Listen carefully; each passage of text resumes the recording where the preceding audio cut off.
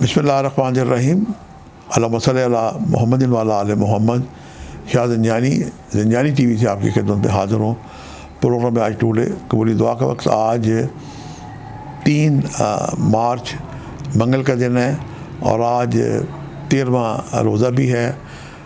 لمحہ لمحہ قبولی دعا کا وقت چل رہا ہے اور مجھے اپنی کم علمی کا اعتراف ہے کہ کہاں پروردگار نے ایک دعاؤں کا ایک میدان کھولا سیل لگا رکھی ہے اور سب کو اللہ تعالیٰ نے دعوت دے رکھی ہے کہ سب صوم و صلوات کی پابندی کریں، اللہ کی خاطر روزے رکھیں۔ روزہ کھولتے وقت، روزہ رکھتے وقت بھی دعائیں مستجاب ہوتی ہیں۔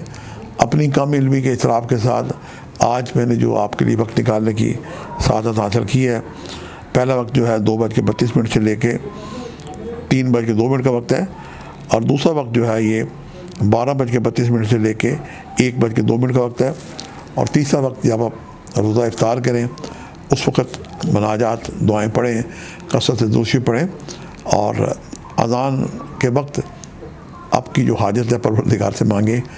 یہ جب اللہ اکبر کی صدا گونجتی ہے فضا میں تو آپ یقین جانیں کہ فضا میں برکت شروع ہو جاتی ہے۔